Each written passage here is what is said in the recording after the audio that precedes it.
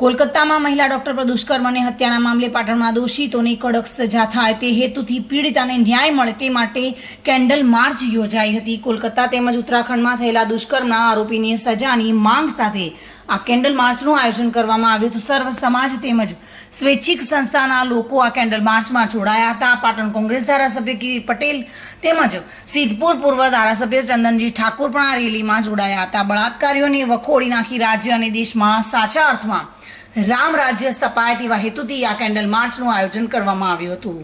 મોટી સંખ્યામાં વિવિધ પ્લેકાર્ડ સાથે બળાત્કારીઓને ફાંસી આપોના નારા લગાવવામાં આવ્યા હતા। કેન્ડલ માર્ચ પાટણના 3 દરવાજાથી લઈને બગવાડા દરવાજા ખાતે સમાપન કરવામાં આવી હતી। પ્રવીણ યોગી સાથે bureau report, today Gujarati news.